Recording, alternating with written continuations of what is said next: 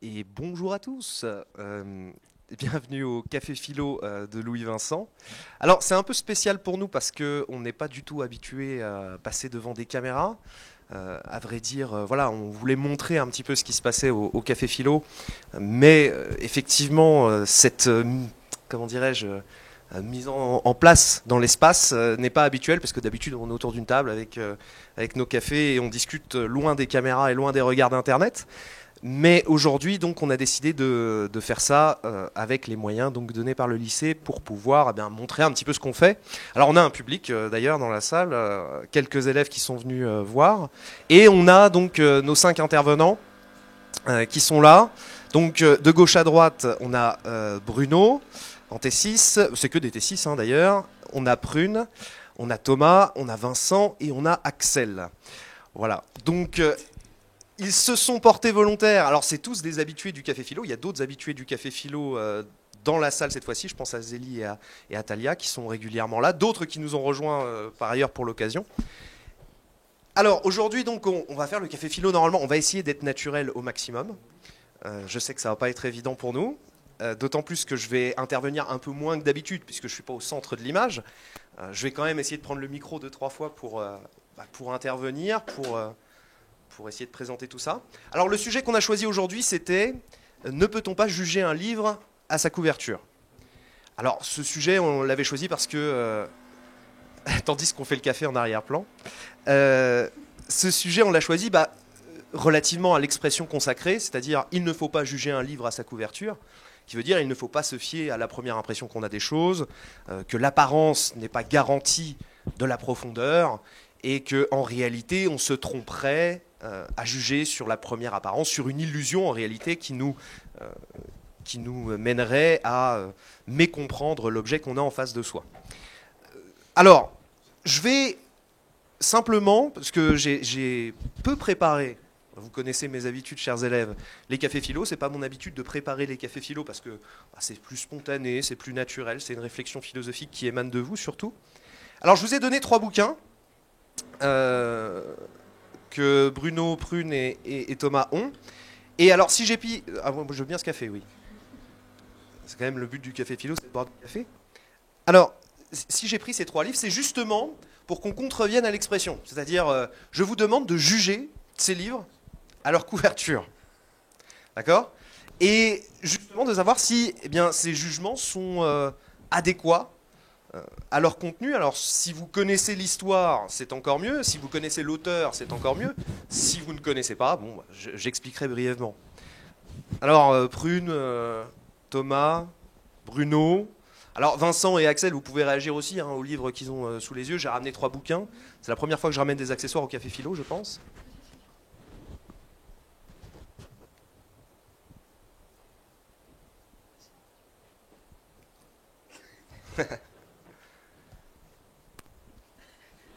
Du coup, vous en pensez quoi de ce bouquin? C'est le Magicien d'Oz et je l'ai déjà lu et il est très bien le livre. Est-ce que sa couverture correspond à son contenu? Merde. Oui, parce qu'il y a des créatures fantastiques, ce qu'il y a dans le Magicien d'Oz aussi. Et voilà. Mais après, quand je le lis comme ça, quand je le regarde comme ça, je me dis que c'est plutôt pour les enfants que je regarderai pas, je le lirai pas. Mais moi j'ai regardé le film, c'est pour ça. Alors, de quelle année des années. Alors, je me rappelle même plus de quand il date. Il date Celui en noir et blanc, je pense. Oui. En noir et blanc? C'est en noir et blanc, le Magicien Je d'Oz? crois que c'était en noir Ouais. et blanc. Alors, moi, c'est un film que je n'ai jamais vu, je dois avouer. En tout cas, j'ai lu le livre, effectivement. Alors, vous dites à la couverture, ça ressemble à un livre pour enfants. Moi, je suis Oui. d'accord avec vous. C'est très coloré. Ça fait partie un petit peu des mêmes collections, vous savez, qu'on avait pour les Harry Potter à l'époque, avec des pages très colorées, avec des dessins, avec finalement des figures un peu enfantines dessus.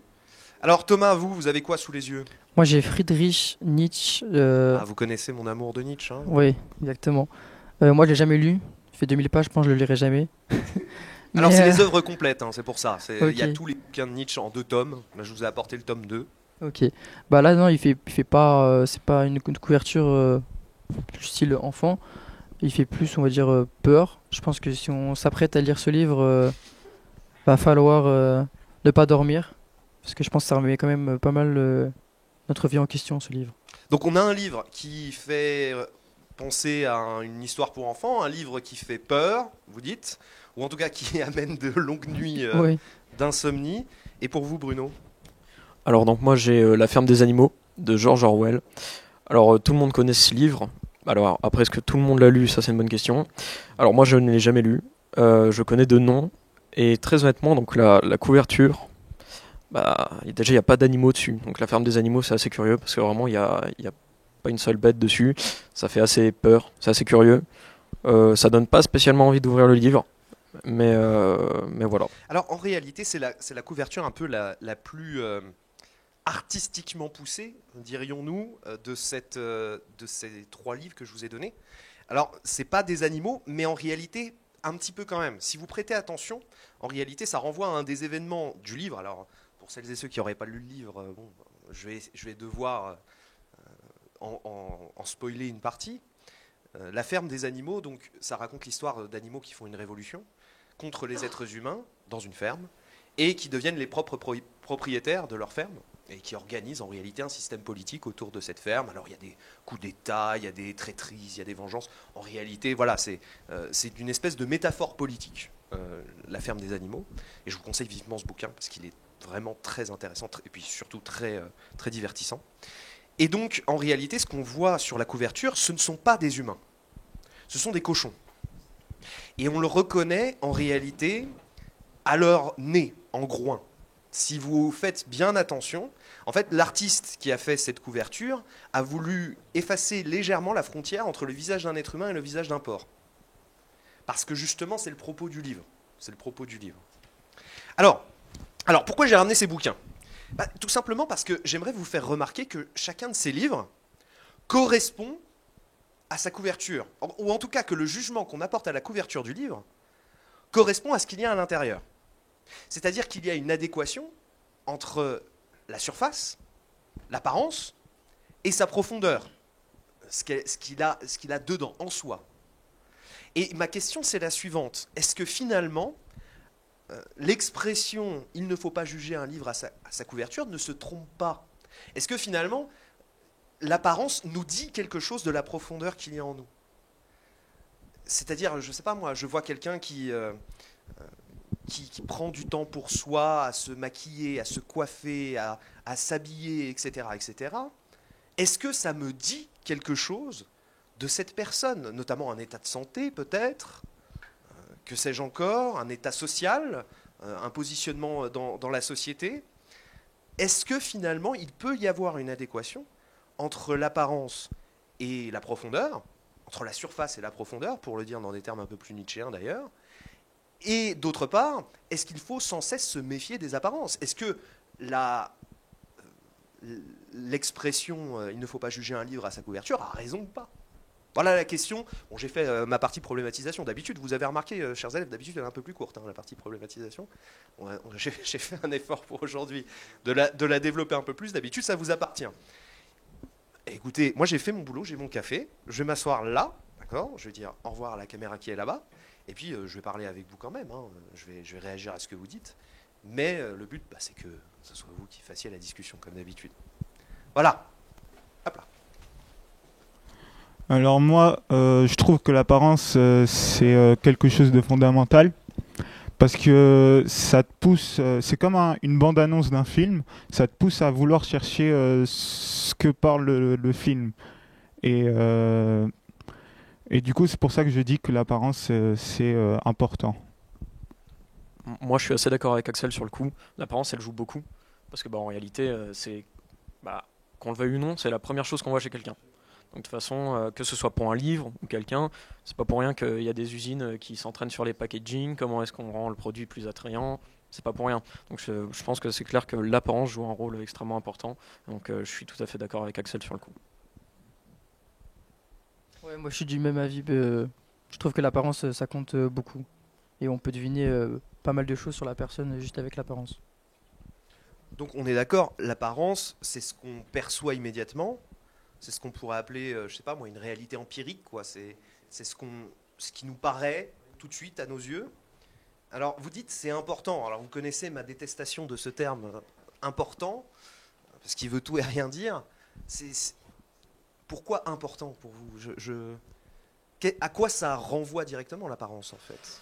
Ça renvoie un peu à notre personnalité, pas complètement, mais on va découvrir une facette de la personne. Par exemple, pour les couvertures, on voit là, il y a des animaux, donc des personnages de l'histoire, mais c'est pas tout, c'est comme oui, voilà, une bande-annonce ou un début, mais ça peut nous aider un peu comme l'expression on a la tête de ses idées, ou un peu comme ça. Ça donne pas tout, mais une partie des idées.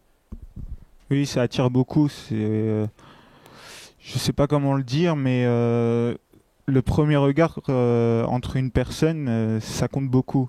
Moi, par exemple, je vais peut-être pas aller chez une personne si je trouve qu'on ne se correspond pas. Mais après, il faut quand même que j'y aille, je sais.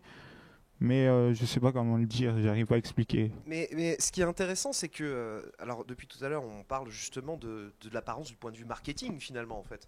C'est-à-dire pour le livre, pour le film, vous avez parlé de bande-annonce.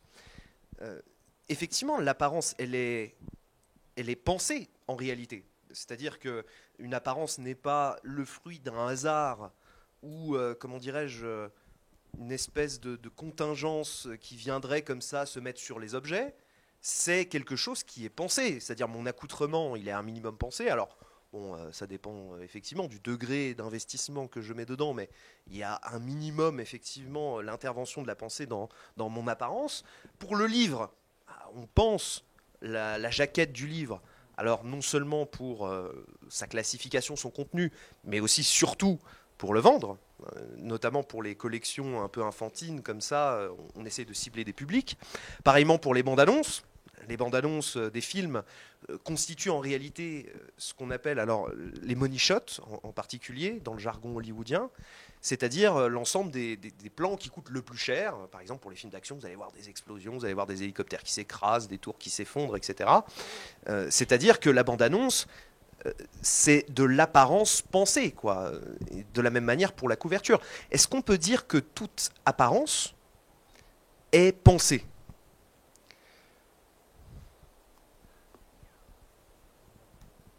Elle est pas mal celle-là. Mais en réalité, j'essaie de vous amener une distinction là. Je pense que, alors, si on parle de l'apparence au niveau des gens, je sais pas si on parle de ça. On peut parler de ça. On peut parler de ça. Donc, si on parle de l'apparence au niveau des gens, je pense que chacun va chercher à avoir un style qui lui correspond et qui va lui faire trouver des amis, entre guillemets, quoi, qui va lui permettre une sociabilisation. Voilà, avec des gens qui lui sont proches, qui lui ressemblent. Maintenant, moi, j'aimerais bien amener autre chose, parce que c'est sûr que regarder un livre à sa couverture, enfin le juger à sa couverture, c'est assez compliqué. Je me demande s'il n'y a pas aussi quelque chose qui fait plus par rapport au sentiment. Parfois, on a un sentiment avec les personnes, tout simplement, on se dit, je la sens bien, cette personne. C'est pas forcément lié au style. Alors, il peut y avoir inconsciemment, voilà, on voit l'apparence, on se dit, voilà, c'est pas mal, il y a quelque chose. Mais sinon, il y a peut-être tout simplement un sentiment qui est une des raisons qui fait que on s'entend bien avec les gens, quoi, tout simplement.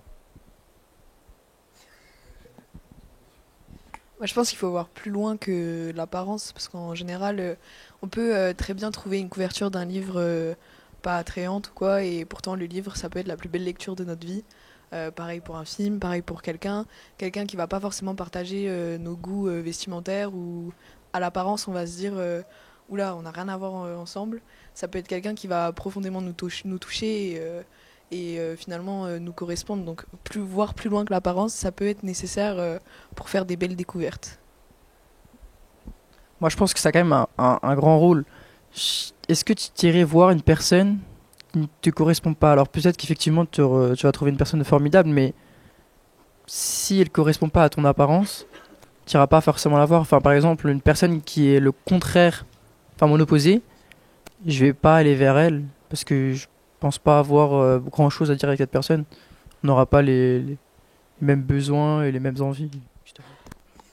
Non, c'est sûr que on est moins attiré. En général, je crois qu'il y a eu même des des expériences là-dessus, des expériences sociales, où justement on n'est pas du tout attiré par les gens qui nous correspondent pas physiquement, enfin, même vestimentairement parlant, et qu'on va pas aller vers eux. Mais des fois, tu as l'univers qui vous fait vous mettre ensemble. Par exemple, tu fais une soirée et la personne est là, ou je sais pas, tu vas au café et la table d'à côté, tu as une personne.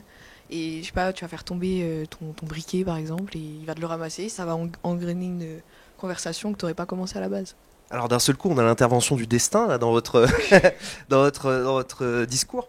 Alors, j'aimerais revenir sur un point qu'on a évoqué. Effectivement, quand j'entendais votre remarque, Prune, tout à l'heure, vous disiez finalement, l'apparence, il faut faire attention, parce qu'en réalité, on pourrait passer à côté d'un élément de personnalité, d'un élément de la personne. Même si on reprend l'image du livre, hein, parce qu'on est parti de l'expression du livre, mais on peut faire le parallèle. On va continuer ce parallèle, si on peut, hein, si on y arrive. Vous disiez finalement, on peut passer à côté d'un point de personnalité, d'un point de la personne, qui par l'apparence aurait été rejeté immédiatement, etc. Et c'est vrai qu'on a vécu, en tout cas, moi je me rappelle avoir été élevé dans l'idée que il faut se méfier des apparences, qu'on ne juge pas quelqu'un justement sur ses apparences. Et mes parents furent les premiers à me dire il ne faut pas juger un livre à sa couverture, comme un enseignement moral, finalement. C'est-à-dire que la première apparence n'est jamais la bonne. Et qu'il faut en réalité chercher la profondeur de la personne. Et c'est pourquoi j'aimerais faire le parallèle avec le livre. Quand on regarde la couverture d'un livre, il y a différents éléments qui sont dessus. Il y a des éléments qu'on pourrait appeler objectifs, c'est-à-dire le titre, qu'on pourrait raccorder par exemple au nom-prénom, hein, dans la personne. On va avoir la quatrième de couverture qui indique une histoire générale, c'est ce qu'on pourrait appeler notre présentation, d'accord ? Et on va avoir la couverture en elle-même, le dessin, pourrions-nous dire, qu'il y a dessus, ou l'image qu'il y a dessus, et qui renverrait justement à la perception qu'on a de nous, alors de notre voix, de notre accoutrement, de nos gestes, etc.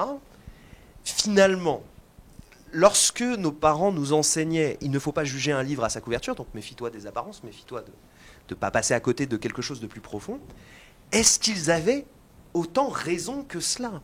Parce que quand je lis Le Magicien d'Oz, quand je vois sur la couverture cette image pour les enfants avec le lion, la sorcière, le robot, la petite fille, je tourne la quatrième de couverture, je vois effectivement que ça va me parler d'un robot, que c'est bien une histoire pour les enfants, que c'est une histoire merveilleuse, fantastique, etc. etc. Ben, en jugeant le livre à sa couverture, je ne me serais pas trompé sur le contenu. Alors, maintenant, effectivement, sans doute, en me contentant de l'apparence, passerais-je à côté de la richesse et les détails du texte. Et là, il me semble qu'on touche à quelque chose d'intéressant. Finalement, est-ce que l'apparence ne serait pas la porte d'accès à une profondeur plus riche, plus variée?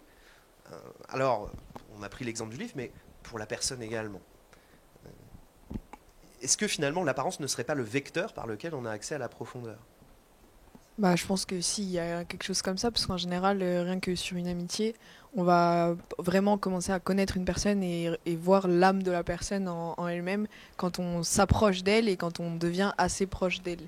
Mais c'est sûr que l'apparence, en général, ça laisse quand même penser à quelque chose. Enfin, on peut porter un jugement sur la couverture, etc. Mais c'est sûr que l'intérieur, ça apporte plus de richesse. Et on peut passer à côté d'une leçon de vie ou quoi que ce soit, même dans un livre pour enfants, et surtout dans un livre pour enfants où justement il y a beaucoup de moralité dans leurs œuvres pour apprendre justement la vie aux enfants. Donc je pense que oui, il y a de ça. Je parle beaucoup trop pour un café philo, je trouve. Moi, je pense que... Alors, je suis d'accord avec votre idée, surtout sur le titre, envoi au prénom et tout. J'aime bien cette idée de personnifier au final le livre. Mais moi, je me pose juste une question. Si le titre, ça renvoie au prénom de la personne, la quatrième de couverture, sa présentation, l'épaisseur du livre, ça représente quoi? Parce que l'épaisseur du livre, excellente question. C'est l'intelligence que cette personne, elle dégage, c'est la richesse qu'elle a en elle, enfin, à nous apporter. Mais du coup, c'est compliqué parce que le livre, il faut l'ouvrir, en fait, avant de voir cette richesse. Du coup, Et j'aime bien parce que dans le mot, vous avez utilisé l'épaisseur. On parle souvent d'une personne qui n'a pas d'épaisseur, qui n'a pas de... Oui, d'épaisseur, hein, vraiment. C'est-à-dire que elle en est transparente. C'est pas l'expression que je cherche, elle me revient pas, mais notre langage courant véhicule cette idée d'une personnalité qui a de l'épaisseur, voilà, qui a de la profondeur, qui a de la richesse. Et effectivement, est-ce qu'on peut se dire que l'épaisseur de la personnalité est gageur d'intérêt, de profondeur, quoi? Parce que effectivement, quand on prend La ferme des animaux de George Orwell, c'est un livre qui est très peu épais, hein. Il doit faire quoi, 175 pages, quelque chose comme ça, un peu moins de 200 pages peut-être, 150 pages, voilà. Et pourtant, un livre d'une extrême profondeur. Donc, effectivement, c'est intéressant comme question. L'épaisseur n'est pas gage de profondeur dans cet exemple. J'aime bien votre remarque, là. Ouais. Je suis assez d'accord avec Bruno et j'aimerais bien rebondir dessus. C'est que un livre plutôt fin peut être 4 fois plus intéressant et apporter 4 fois plus de choses qu'un livre qui fait 2000 pages. Je ne suis pas Nietzsche. Ah là, aïe, loin aïe, de aïe, là. aïe. Nietzsche en a pris pour son grade. Je n'oserais pas. Mais je sais pas, je prends l'exemple d'un livre, c'était Stefan Zweig, c'est Lettres d'une inconnue. Il est extrêmement fin et pourtant il fait traverser tant de choses en 1 heure de lecture que ça vaut 1000 fois, je sais pas, un Harry Potter qui fait 800 pages. Je veux pas. Il y a Harry Potter qui prend pour son grade aussi. Nos spectateurs seront outrés. N'hésitez Oui, pas à le dire en je commentaire me hein, si doute. vous êtes outrés, bien évidemment. Alors, il faut rentrer dans le jeu d'Internet, attention. On est sur Internet là. Et en plus, je voulais dire que c'est plus facile de s'ouvrir à un livre avec moins de pages, avec, je sais pas moi, 25 pages, qu'un livre avec 400 pages. Par exemple, un prof qui te contraint à lire un livre, la première chose que tu vas regarder si le livre est long ou pas. Du coup, c'est pour ça que je demande ça. Non, bah, ils ont, généralement, tous raison parce que là, en gros, la qualité, ça vaut pas la quantité et inversement. Mais oui, en fait, j'ai rien à ajouter. La précision. Alors, moi, en fait, je prépare longuement cette distinction. Vous avez vu amener l'idée d'apparence d'un côté, de profondeur de l'autre. Et finalement, pour dire, d'un côté, il y aurait le monde de l'illusion, le monde de la réalité empirique, des choses qu'on perçoit immédiatement, et de l'autre, l'essence des choses, le monde qu'on pourrait appeler le monde vérité, un monde d'idées pures, quoi, à la Platon, si vous préférez. Et finalement, la question, il ne faut pas juger un livre à sa couverture, c'est aussi le rejet de l'apparence dans notre recherche de la vérité. C'est-à-dire, est-ce que en lisant la couverture de, je sais pas moi, La ferme des animaux, Le magicien d'Oz ou la couverture de Nietzsche, eh bien, j'apprends quelque chose de vrai sur sa profondeur, sur l'essence même de la chose. Et à ce titre, quand même, l'histoire de la philosophie, en tout cas de la philosophie antique, par exemple, et jusqu'à, j'allais dire Nietzsche, en réalité, ça va être justement un rejet de l'apparence pour accéder à la vérité, et au contraire, plutôt, par la rationalité, atteindre une forme d'essence des choses, d'accord ? Un monde vérité, un monde des idées pures. Où se situe la vérité ? Elle se situe dans les apparences ou dans les idées ? D'après vous. Pour revenir, elle est sur la couverture du livre ? Oui, dans son contenu. Je pense que c'est comme dans beaucoup de questions en fait au Café Philo, c'est un peu un entre-deux parce que l'apparence ça va nous apporter donc même s'il peut y avoir des préjugés etc sur la personne, ce qu'elle pense etc. Mais le contenu c'est pas presque nécessairement vrai. Donc ce serait plus peut-être 25% l'apparence, 75% l'intérieur. Donc c'est entre les deux, il n'y a pas de oui ou non. Voilà. Alors moi j'aimerais juste revenir juste avant votre intervention. Axel il disait quelque chose, alors, je retourne vraiment en arrière, mais Axel disait quelque chose que j'ai trouvé vraiment intéressant sur le coup, c'est que à l'école parfois on nous donne des livres à lire. Voilà, et C'est le vrai. premier truc qu'on regarde c'est... Oui c'est vrai. Le premier truc qu'on regarde c'est l'épaisseur du livre. Mais est-ce que du coup, moi j'aime bien personnifier un peu la chose, est-ce que du coup quand on nous contraint à voir quelqu'un, ça fait forcément de cette personne quelque chose qu'on n'a pas envie parce que du coup, le livre, quand on nous contraint à lire, je pense que la plupart des personnes dans cette salle diront très clairement qu'on n'a pas envie de le lire. Mais maintenant, du coup, est-ce que ça fonctionne pareil pour les gens? Voilà. Et c'est intéressant parce que finalement, vous me rappelez à l'ordre, vous me dites rapport au sujet point d'interrogation. Hein, c'est-à-dire, Monsieur Golubieski, là, vous partez dans des considérations sur l'apparence et l'être des choses, quand en réalité, moi j'étais en train de parler du parallèle qu'on peut faire entre le jugement de l'apparence d'une personne et le jugement de l'apparence d'un livre. Donc RAS, point d'interrogation dans la marge. Certes, je reviens là-dessus. Donc votre remarque consistait à dire, à partir de la remarque d'Axel, que en réalité, la contrainte par laquelle on nous amène à rencontrer quelqu'un est déjà le fait de s'arrêter à l'apparence. C'est-à-dire qu'on refuse finalement le contenu, la profondeur, si l'apparence nous a été contrainte. C'est bien résumé. C'est comme les entretiens d'embauche. On n'a toujours pas envie d'y aller, mais on est obligé d'y aller. Voilà, c'est tout. Moi, je dirais même que sous la contrainte, on l'a déjà vu dans les films ou quoi. Enfin, moi, j'ai des références très basses, mais voilà, je ne les citerai pas. Mais On est au café. Si ça passe sur Internet, on a le droit. non, mais je sais pas. Mais en général, quand on est contraint à rencontrer quelqu'un, on va non seulement s'arrêter à l'apparence, mais il n'y a pas la joie de la découverte. Je veux dire, le fait de rencontrer quelqu'un et de sentir que on a envie d'en savoir plus parce qu'on est trop dans la discussion, on a trop envie de découvrir toutes les facettes de la personne. Mais du coup, quand on est contraint, j'ai l'impression que on est plus en mode je suis obligé d'être là. Oui. J'ai pas envie de parler. C'est intéressant parce que moi, ça me fait penser, vous savez, au moment où, je sais pas, vous allez à un mariage, vous allez à un repas de famille, vous allez à une situation un peu spéciale et on vous contraint à vous habiller d'une certaine manière. Tiens, c'est bleu et il faut mettre des chemises. C'est cool, c'est thème fleurs et faut porter une robe, etc., etc. Tous ces événements-là où l'apparence devient une contrainte, eh bien, c'est des moments où on va faire davantage, paradoxalement, parler la profondeur. Dès lors qu'on a un tout petit moment avec une personne avec qui on s'entend à tant soit peu bien, qui a eu la même contrainte de l'apparence que nous, eh bien, pour contrebalancer justement cette contrainte de l'apparence, on va tout de suite faire parler la profondeur. On va se sentir déjà tout de suite un peu plus intime, on va essayer de faire parler la personnalité, de faire parler ce qu'on est, etc. Donc, est-ce que finalement, il n'y a pas un jeu d'équilibre, un jeu de contrebalancement finalement, entre l'apparence et la profondeur à ce sujet, quoi? Ouais, moi je suis d'accord. On peut revenir au livre du coup. Si on parle de l'épaisseur du livre, sans même avoir de couverture, on peut, même si par exemple aujourd'hui on est tous habillés pareil, je pense qu'on peut tous décrire la personnalité de chacun. Je pense. Oui, mais là, vous vous connaissez. Même sans connaître, en vrai. Enfin, ça dépend. Si, non. On se connaît, mais on se connaît de surface. Ah oui, oui, en plus, oui. On se connaît de surface. Non, mais parce que monsieur, quand on est au lycée, quand on est à l'extérieur, quand on est avec des gens qui ne nous connaissent pas forcément, l'humain a tendance à se créer une...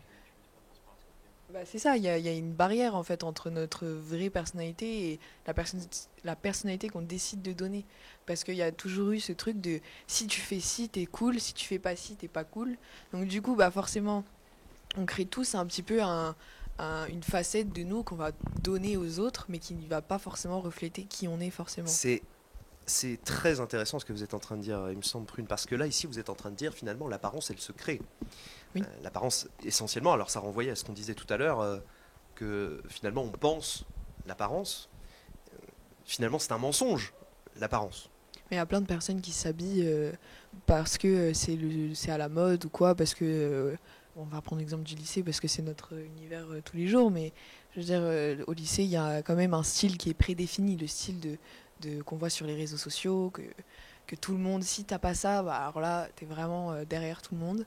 Donc du coup, forcément, les gens, des fois, ils s'habillent, mais pas comme eux, ils aimeraient le faire, mais comme les gens aimeraient qu'ils le fassent. Donc du coup, forcément, ça crée aussi une personnalité, même oui, ils vont créer notre apparence parce qu'on veut plaire aux autres. Ça m'amène à me poser la question suivante. Est-ce que toute apparence est un mensonge? Ou est-ce que l'on peut trouver des apparences qui soient de l'ordre d'une forme de probité, une forme de sincérité, ou en tout cas qui soient en adéquation pure et dure avec sa profondeur? avec l'idée qu'il y a derrière, ou la vérité qu'il y a derrière, si on peut dire ainsi. Finalement, est-ce que toute apparence n'est-elle pas un mensonge, un moyen par lequel, alors vous dites un masque, pourquoi pas, par exemple socialement, qu'est-ce que vous en pensez? Moi, je pense pas que ce soit un mensonge. Et je pense qu'on crée, mais il est aussi génétique. De comment on nous a éduqués et comment on. Génétique plus sociale, du coup, ou de l'ordre de la tradition, de l'éducation. Ouais, de Génétique, ça serait l'éducation, naturel. Ouais. Ouais, plutôt éducation, ouais. Mais alors, si toute apparence est un mensonge, finalement, ce qu'on a des gens, il n'y a rien de vrai en réalité. Il n'y a Non. jamais rien de vrai sur les choses qu'on voit de manière générale. Tout n'est pas mensonge parce qu'on a forcément une part de naturel qui va ressortir à un moment ou à un autre. Je veux dire, quand on agit, on peut quand même différencier chacun d'entre nous, on peut se différencier. On a quand même quelque chose qui est propre à nous, mais c'est sûr que tout n'est pas mensonge, mais ça dépend dans où ça, mais en général, plus dans tout ce qui est professionnel, donc tout ce qui est école, travail, etc., on est très rarement nous-mêmes parce que c'est pas un endroit où on nous demande d'être nous-mêmes. On nous demande de calquer à quelque chose et donc forcément on se calque. Après, à partir du moment où on va dans la vie plus personnelle et qu'on commence à créer des liens, etc., je pense que là, on voit plus notre vraie personnalité et on la montre plus facilement aux autres. Et je sais pas, par exemple, on va sortir dehors, en dehors des cours, on va peut-être s'habiller différemment et on va peut-être agir différemment parce qu'on n'est pas entouré de la société en elle-même, mais on est plus dans un lien intime et donc du coup plus être nous-mêmes. Donc oui, dans les apparences qu'on donne. Mais c'est intéressant parce que vous êtes en train de dire que c'est quand il n'y a plus personne pour me voir, comprendre, c'est quand je n'ai plus d'apparence, que je ne suis qu'en profondeur. Oui, ça me paraît évident. S'il n'y a plus personne pour vous voir, il n'y a plus d'apparence. Si on est seul, il n'y a pas d'apparence à donner. C'est par définition, c'est-à-dire que l'apparence ne conçoit que la chose qu'on perçoit. C'est-à-dire qu'il faut un objet à percevoir pour qu'il y ait apparence. Donc en réalité, on ne conçoit l'apparence que du point de vue social, par exemple, ou alors dans notre relation réelle, de manière générale. Dire que l'apparence ne se conçoit parce que nous sommes des sujets capables de perception, capables de les rendre intelligibles, etc., etc., c'est-à-dire de les penser. Mais maintenant qu'on a pris conscience que l'apparence, ça joue un rôle, est-ce que justement on joue encore sur l'apparence? Tu changes de style réellement quand tu viens plus en cours ou autre? Ouais, je m'habille plus facilement comme moi je l'entends le week-end. Genre si par exemple en semaine je mets pas de talons. Genre, au lycée je ne mets pas de talons parce que j'ai trop peur que les gens ils se disent, ils me remarquent, tu vois, qu'ils se disent bon ok. Alors, ça c'est un truc personnel, hein, c'est moi et ma confiance qui est limite. Mais le week-end du coup je vais plus facilement du coup mettre des talons, je vais plus facilement m'affirmer et être plus confiante parce que du coup je sais que je serai pas observée par 1000 élèves qui sont tous sur TikTok et qui sont aliénés par TikTok et qui voient 1000 vêtements comme ça, qui t'analysent dans les couloirs. Donc ouais, je suis plus à l'aise le week-end. Mais je change pas réellement de style parce que je suis quand même habillée comme j'aime là. Mais il y a quand même, oui, une assurance plus forte le week-end. Et t'arrives pas à t'en dépasser? Ouais, moyen. Ouais, mais ouais, c'est étonnant parce que je trouve comme surtout en terminale, peut-être plutôt en collège, second et tout, oui, c'est compréhensible, je pense, même toujours en terminale, hein. Mais là, par exemple, dans la classe, il y a quand même pas mal de filles qui arrivent quand même à remettre des talons et tout, genre. Si c'est une question de confiance en soi aussi. Mais l'apparence, je trouve que nous, en tant que jeunes, en tout cas, je sais pas si, en tout cas, les trentenaires, enfin, je sais pas si vous, Bon, monsieur, ça va, vous- oui.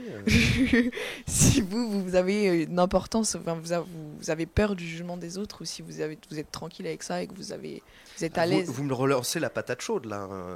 Bah, oui, alors c'est une question intéressante quand même, mais...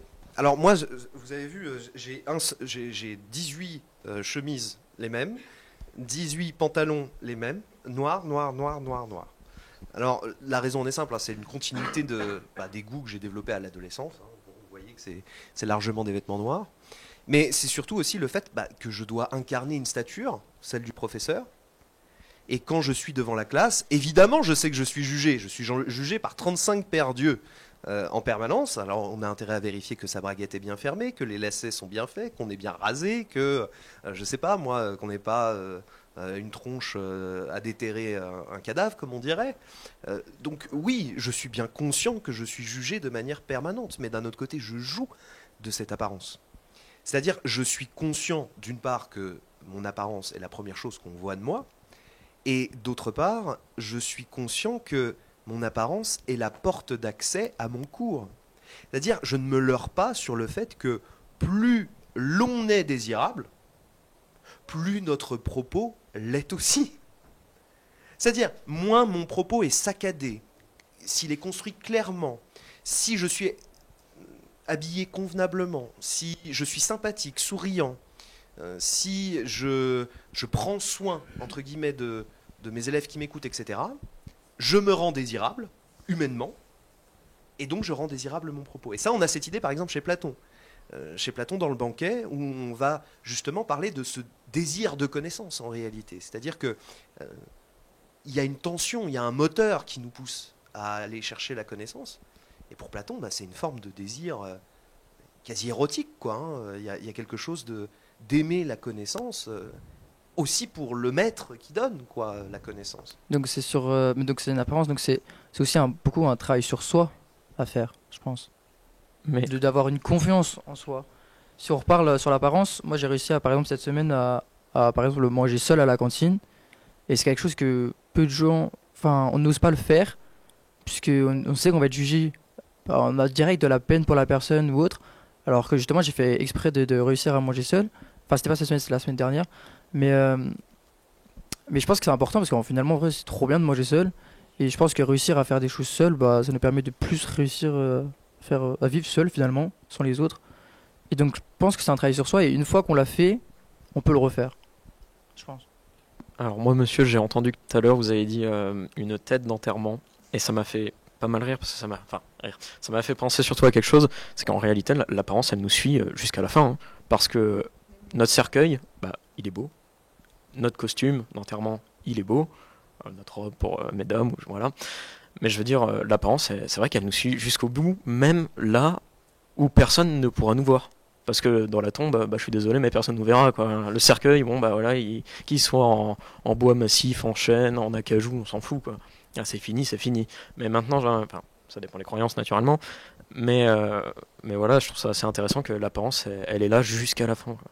Donc, du début à la fin. Voilà. C'est quelque chose qui est dans la nature humaine, presque, hein, l'apparence, au final. Donc, Et c'est pour ça que c'est paradoxal de constater que dans notre enseignement moral, on rejette l'apparence, quand en réalité, elle fait partie naturellement de toutes les sphères de vie humaine. C'est-à-dire, partout où on est, il y a de l'apparence. Je veux dire, là, on est sur une chaîne YouTube dans un lycée. On participe à de l'apparence du lycée. Et quand bien même, il y a un rejet de cette apparence-là. C'est-à-dire que, non, ce n'est pas que de l'apparence, c'est un café philo. Écoutez, il y a un contenu, quoi. Et on se retrouve dans cette tension permanente, quoi, entre le fait de se dire « ouais, mais l'apparence doit être rejetée, c'est la profondeur qui compte, c'est l'idée même qui compte », et on se retrouve dans notre cercueil à avoir un costume pour être bien présenté au moment où notre corps se décompose. On vit dans ce paradoxe constant, cette tension constante entre l'apparence et la profondeur. C'est fascinant, je trouve. Mais du coup, on cherche un peu à cacher notre nature. Je sais pas si on peut dire que c'est naturel, l'apparence, mais... Alors, moi c'est pour ça que j'ai ramené le bouquin de Nietzsche. Alors, d'une part, parce que vous connaissez mon amour de cet auteur, et que sans doute c'est celui dont vous avez le plus entendu parler cette année d'ores et déjà, mais en plus parce que, en réalité, c'est un grand penseur justement de l'apparence. Et c'est pour ça que j'ai amené ce bouquin. C'est parce que c'est l'un des penseurs qui fait véritablement une éloge de l'apparence. Ah, c'est déjà la fin, mon Dieu. Alors on va devoir écourter, malheureusement, parce que en plus de ça, moi je donne cours juste après. Alors, je remercie Monsieur le Proviseur de nous avoir permis d'avoir les moyens de faire cette allocution présidentielle du Café Philo sur la chaîne du lycée Louis Vincent. Je remercie donc Bruno, Prune, Thomas, Vincent et Axel, ainsi que les quelques gens du public qu'il y a derrière moi qui ont bien voulu se donner la peine. Et alors, je ne connais pas le nom du monsieur qui est instamment, Lilian, qui est à l'équipe technique. Merci à lui. Et puis, Alors d'habitude, on a décidé du sujet de la semaine prochaine. Là, ce n'est pas le cas. En plus, il y a les vacances qui vont passer entre-temps. Mais je vous fais confiance pour revenir vendredi de la rentrée pour qu'on puisse discuter d'un sujet que vous aurez décidé ensemble. Merci à tous. Merci.